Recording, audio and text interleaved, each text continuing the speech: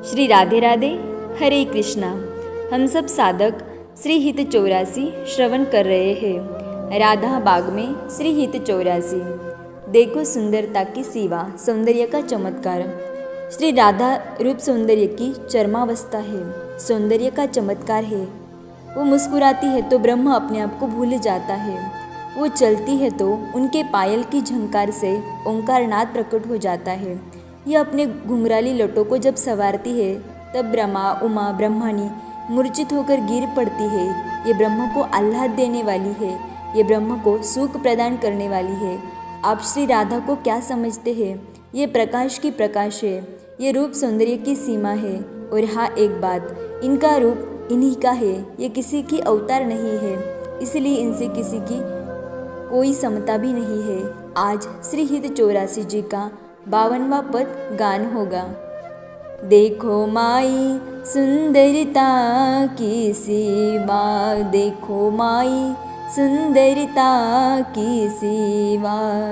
ब्रज नव तरुणी कदम्ब नागरी, निरखी करत अधग्रीवा। देखो माई सुंदरता की सीमा, देखो माई सुंदरता की सीमा। जो को कोटि कल्प लगी जीवे, रसना कोटिक पावे। तव रुचिरवद नारविंद की, शोभा के तन आवे। देखो माई सुंदरता की सीमा, देखो माई सुंदरता की सीमा। देवलोक भूलोक रसातल, सुनि कवि कुल मति डरिए। सहज माधुरी अंग अंग की, कही का सो पट तरिए। देखो माई सुंदरता की सीमा, देखो माई सुंदरता की सेवा। श्री हित हरिवंश प्रताप रूप गुण, वय बल श्याम उजागर। जाके भ्रुविलास बस पशुरीव, दिन विथ की तरस सागर। देखो माई सुंदरता की सेवा, देखो माई सुंदरता की सेवा। ब्रज नव तरुणी कदम्ब नागरी, निरखी करत अधग्रीवा। देखो माई सुंदरता की सेवा, देखो माई सुंदरता की सेवा। ध्यान। कहाँ है मेरी प्यारी? यमुना पुलिन में अभी ये युगल मिल ही तो रहे थे, पर अब श्री राधा कहाँ गई? व्याकुल हो उठे श्याम सुंदर। तब सखियों ने उन्हें संभाला और लेकर चल पड़ी। सखियों, मुझे कहाँ ले जा रही हो? श्याम सुंदर ने अधीर होकर पूछा। प्यारे, आपकी प्यारी से मिलाने के लिए हम आपको लेकर जा रहे हैं। सखियाँ बड़े प्रेम से लालजू को संभाल कर ले जा रही है। श्याम सुंदर धीरे धीरे चल रहे हैं, अवनी में लटक लटक के अपने चरण रख रहे हैं। चलते समय अपनी प्यारी की याद के कारण ये अत्यंत व्याकुल भी हो रहे हैं। ललिता सखी एक सुंदर से कुंज के बाहर खड़ी है। सखिया उसी कुंज में ले गई। श्याम सुंदर उस कुंज को देखते हैं। वह स्वयं भी इस कुंज की बनावट देखकर चमत्कृत है। ये कौन सा नवीन कुंज है सखी? श्याम सुंदर पूछते हैं। ललिता कहती है, प्यारे, ये वर्षा कुंज है, यहाँ वर्षा होती रहती है। किंतु श्याम सुंदर को इससे मतलब नहीं है। वो पूछते हैं, क्या मेरी प्यारी यहाँ है? ललिता सखी कहती है तो सही।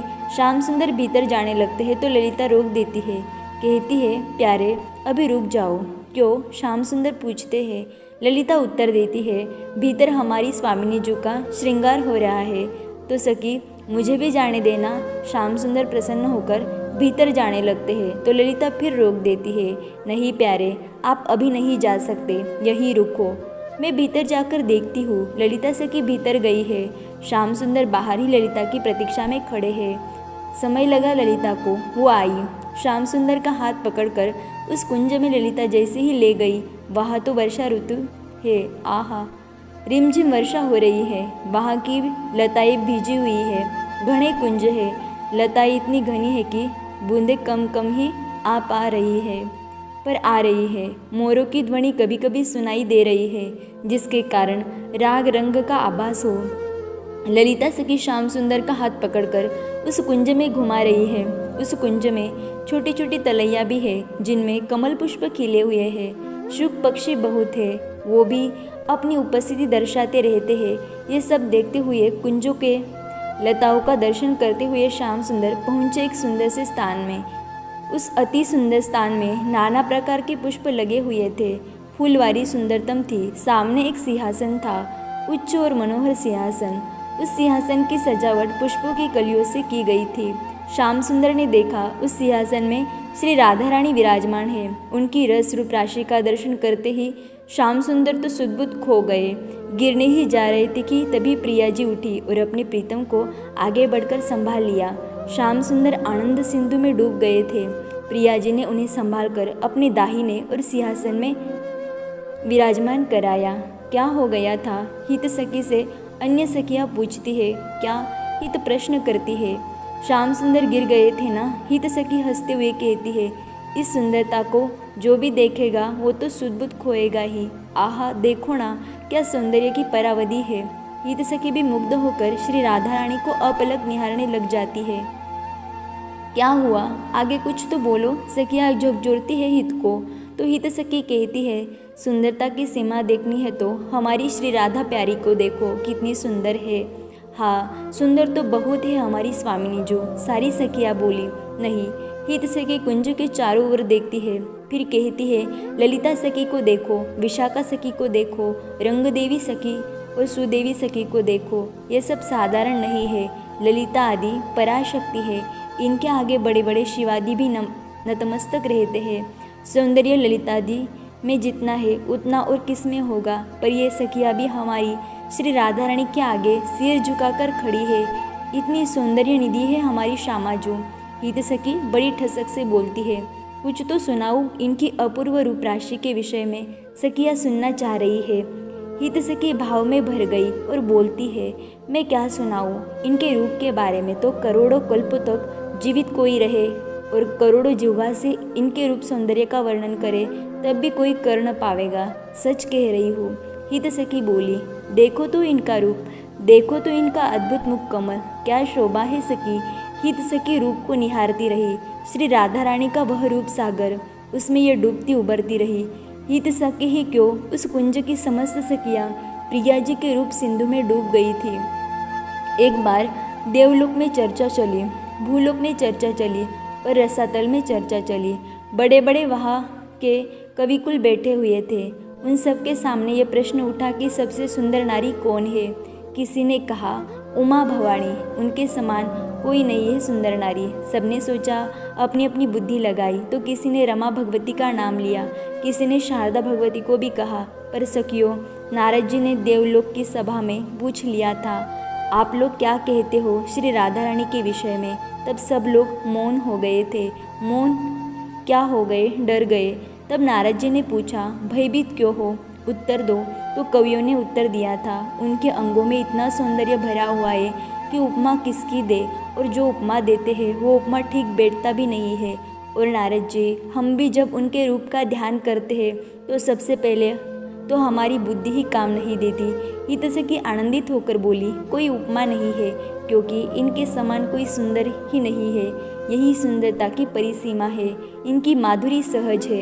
ये सहज रूप सौंदर्य की स्वामिनी है हमारी राधा रानी। इसलिए हे सखियों, इनके रूप का वर्णन नहीं हो सकता। हाँ, ये सर्वोत्कृष्ट है, ये कह सकते हैं। हित सखी बोली, कैसे? सब सखियाँ बस अपनी लाडली के विषय में ही सुनना चाहती है। सखी ऐसे कि नित्य किशोर अखिल सृष्टि में एकमात्र आकर्षण रखने वाले मोहन है, जो सबको मोह में डाले हुए है। वो मोहन जो शिव ब्रह्मा इंद्र सबको मोहित करने वाले, वो मोहन इन श्री राधा रानी के एक भ्रुकुटी बंक होने से कैसे विवश हो जाते हैं। अरे सखियों, हमारी स्वामिनी के भ्रू विलास मात्र से यह जगत मोहन कैसे इनके आगे पीछे डोलते रहते हैं। इनको बांध देती है हमारी श्री राधा रानी। समझी, ऐसी महिमावंत है हमारी श्री किशोरी जी। हित सखी के मुख से यह सुनकर समस्त सखियों को बड़ा ही सुख मिला और सब प्रिया जी के रूप सुधा का ही अपने नयनों से अब पान करने लगी थी। देखो माई सुंदरता की सीमा। आगे की चर्चा हम कल श्रवण करेंगे। तब तक के लिए राधे राधे, हरे कृष्णा।